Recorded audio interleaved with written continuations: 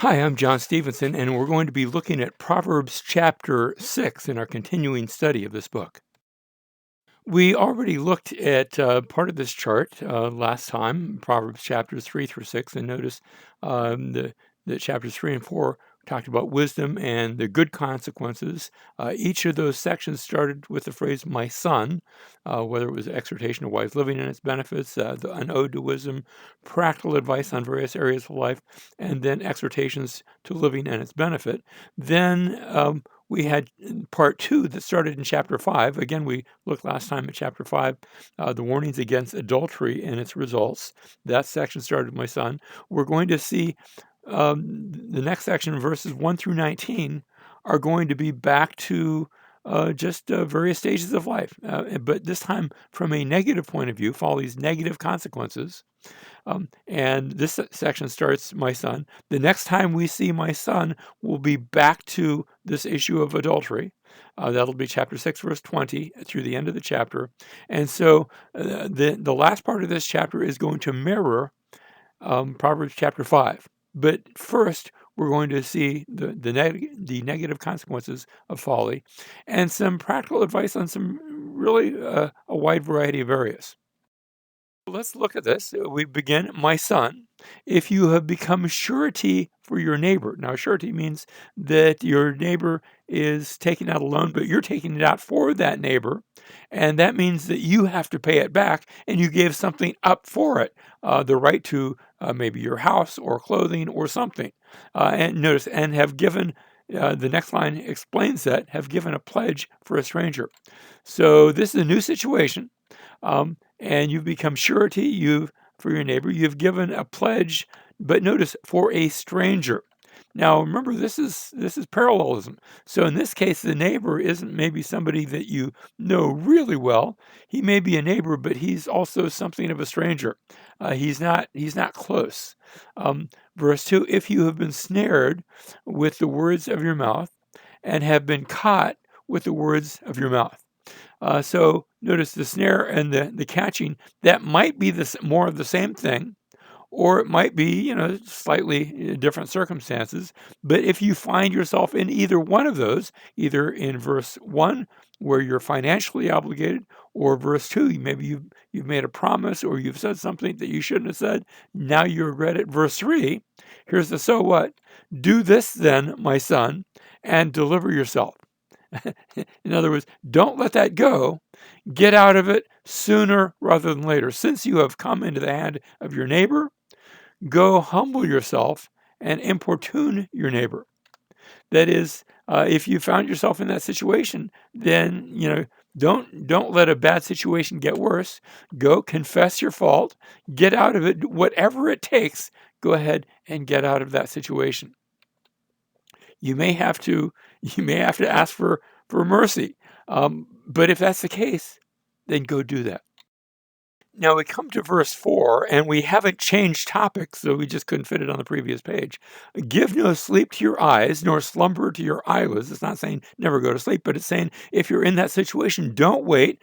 Don't put it off until tomorrow. Do it now. Get yourself out. Verse 5, deliver yourself like a gazelle from the hunter's hand and like a bird from the hand of the fowler. If you find yourself in that situation where you're indebted because of somebody else, get yourself out as soon as possible. Now, new situation. Go to the ant, O sluggard. Now, this is going to use the ant, that little tiny bug, as a learning tool, because this proverb is given to the sluggard. The term sluggard, that describes the person who's lazy. And some folks, there are some that just aren't very industrious, that love to sit down and stay seated. So to the sluggard, he says, go to the ant, observe her ways and be wise, which having no chief, officer, or ruler prepares her food in the summer and gathers her provision in the harvest. Have you ever noticed about ants? They always seem to be moving.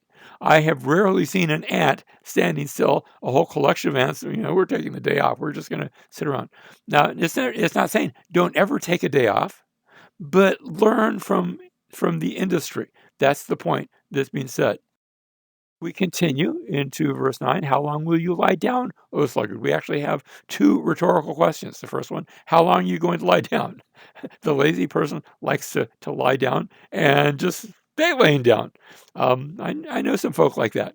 And then second question, it's really the same question. When will you arise from your sleep? The sluggard loves his sleep. The lazy person, he'd rather sleep than work. The comment he makes is he loves work. He can look at it for hours, but he doesn't want to do any. And now, and now we have a proverb that's imported. Now, how do you know it's imported? Because later on we're going to see the same proverb repeated. I think it's imported into Israel from one of the outside nations. We're going to see this proverb in. This part's going to be repeated in Proverbs 24 verses 33 and 34. It's going to have a different introduction. And here's the way it goes: a little sleep, a little slumber, a little folding of the hands to rest. Your poverty will come in like a vagabond and your need like an armed man. So here's the situation, sleep, slumber, folding of the hands to rest. And the point isn't just that he's taking a break. The point that he's always on break. And so what happens? His poverty comes in like a vagabond, like a poor person. He makes himself poor. And your need like an armed man. Here's somebody, he doesn't need a burglar to come in and steal all his stuff because he's stealing it himself. He's stealing it by not working, and he's losing that which he has, and he's making himself into a poor person. Don't go there. Next series of proverbs. Now we have the worthless wicked. That's almost like a tongue twister, but I didn't say that. The proverb did. A worthless person, and then notice how he's also called a wicked man. So which is he? Well, he's both. Is the one who walks with a perverse mouth. So notice the way he walks, the way he winks with his eyes. In other words, he's always up to something, trying to pull something over on someone else. Who signals with his feet, who points with his fingers, who with perversity in his heart continually devises evil. He's always up to no good, who spreads strife. Not only is he up to no good himself, he tries to spread it to others. Therefore, such a person, therefore his calamity will come suddenly. Instantly he will be broken, and there will be no healing. So notice the 7 actions that he takes: his walking, his winking, his singling, his pointing, his perversity, his devising, his spreading. 7 actions of the worthless, wicked person. And the result, his calamity comes suddenly. It doesn't, it's building up, but all of a sudden the dam breaks, the floodgates come across. Instantly, he'll be broken and there'll be no healing. Now we come to hateful things, verses 16 through 19. There are 6 things which the Lord hates. Yes, 7. Now that's 6 verses 7. We're going to see a lot of that in later Proverbs. So this is the first time we've seen that. 6 things which the Lord hates. Yes, 7 which are an abomination to him. Well, here they are. Haughty eyes, a lying tongue, hands that shed innocent blood, a heart that devises wicked plans, feet that run rapidly to evil, a false witness who utters lies. And that's 1, 2, 3, 4, 5, 6. One more. And the one more is maybe the worst of all, and one who spreads strife among brothers. Notice in the first 6, he's doing some bad things, but then in the 7th, he imports it to others. He brings others into it to get them to do those 6 things as well. Now we have some positive lessons. We've seen the negative. My son, observe, and notice my son is indicating, okay, listen up, sort of new situation here. My son, observe the commandment of your father, and do not forsake the teaching of your mother. So this reminds me of going all the way back where we had a similar sort of thing said. Listen up to your father. Don't ignore your mother's law, your mother's instruction, your mother's teaching, Torah. Remember that? Verse 21, bind them continually on your heart. Now, we saw the body parts earlier in the 7 hateful things. Now we see some positive things. Bind them continually on your heart. Tie them around your neck. And now notice all the different arenas in verse 22. When you walk about, they will guide you. When you sleep, they will watch over you. When you awake, that's all of the above. Either you're walking or you're sleeping or awake. You're always at least one of those. And when you awake, they will talk to you.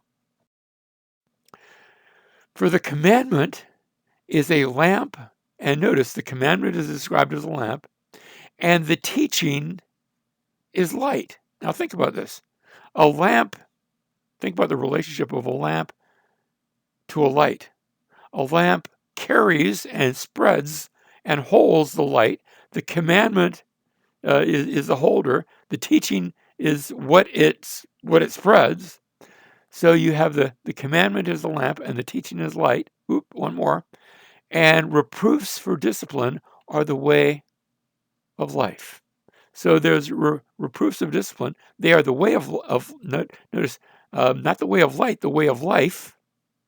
But then we're going to see there is a pit to be avoided. Let's look at that. The pit is the pit of adultery. To keep you from the evil woman. Who's the evil woman? Next line is going to explain that. From the smooth tongue of the adulteress. This is the story of adultery. We saw this back in chapter 5. Now we're back. We've come full circle here in chapter 6. Verse 25, do not desire her beauty in your heart. Do not let her capture you with her eyelids. Notice how she's described. Verse 26, for on account of a harlot, one is reduced to a loaf of bread, and an adulteress hunts for precious life. Now, is it saying that the adulteress is a harlot? Perhaps. Or what it might be saying, it might be a situation of from bad to, I don't want to say not so bad because you shouldn't be hanging around harlots. But what he's specifying is, harlotry is bad, but being with the adulteress, taking another man's wife, can I say it this way? That's worse. Now, when I say it that way, it sounds like I'm saying that being with a prostitute isn't so bad. And that's not my point. The point, it is from bad to worse. And adultery is a really, really bad situation. Notice verse 26, on account of a harlot, one is reduced to a loaf of bread. In other words, you might go down and lose your shirt, but in adultery, you can lose more than your shirt. You can lose your life. And so notice it's going bad and then much worse. So you have this lesser to the greater that's being presented there. It's a contrast. It's a contrast from the lesser to the greater. The ESV puts it this way: for the price of a prostitute is only a loaf of bread. I'm not sure if that's the point or not, but it could be. But a married woman hunts down a precious life. Again, the lesser to the greater. The prostitute then is seen as, in the ESV at least, is seen as relatively cheap. But the adulterous woman, that costs your very life. So be warned. Can a man take fire in his bosom and his clothes not be burned? It's a rhetorical question. The second is a rhetorical question too. Or can a man walk on hot coals? I know people have tried to do this. I'm not sure how that works. But can a man, just normally speaking, can a man walk on hot coals and his feet not be scorched? And the answer in both situations is an obvious no. You don't play with fire. Don't walk on hot coals. You're going to get injured. Verse 29, so is the one who goes into his neighbor's wife. Whoever touches her will not go unpunished. Adultery, bad. That's the point that you're getting from this. It's compared to playing with fire. Now, notice this idea of men do not despise a thief. Again, we're going to have a contrast from the lesser to the greater. Men do not despise a thief if he steals to satisfy himself when he's hungry. You can almost say, well, that's sort of understandable. It's not that I want things stolen, but he was hungry, so therefore he stole. So it is going to be from the lesser to the greater. But when he is found, when the thief is found, he must repay sevenfold. He must give all the substance of his house. Verse 32, here's the worst. The one who and this by contrast, the one who commits adultery with a woman is lacking sense. He doesn't have to pay sevenfold. He who would destroy himself does it. And so you have the thief, he must repay sevenfold, but the adulterer is going to destroy himself. Wounds and disgrace he will find, and his reproach will not be blotted out. Here's the person who has committed adultery. So his reproach won't be blotted out, for jealousy enrages a man, and he will not spare in the day of vengeance. Remember, this was a day when you couldn't commit adultery and just get away with it. It wasn't legal. First, it was against the Mosaic law. You could be stoned for it, but also you could have an angry husband coming to kill you for it. Verse 35, and here's the husband who's been cheated on.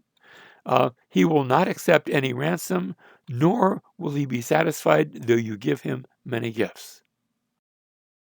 Now, I want to make, in closing, a spiritual application.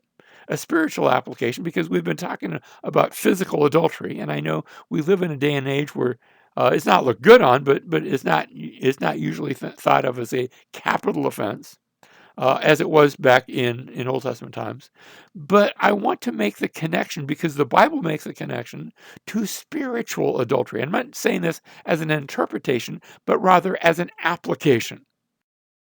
Now, I'm turning us to the New Testament, James chapter 3, chapter 4, beginning in verse 3, where James says to his readers, "You ask and do not receive, because you ask with wrong motives, so that you may spend it on your pleasures." And now he equates this, verse 4, "You adulteresses." Did you catch that? You who are wanting to spend your prayers, your emphasis, your struggles, yourselves on your pleasures. You're just all about your pleasure. James links that with spiritual adultery. You adulteresses, he says, do you not know that friendship with the world is hostility toward God? Friendship with the world, with going after worldly things, materialism, is a form of spiritual adultery. Therefore, whoever wishes to be a friend of the world makes himself an enemy of God.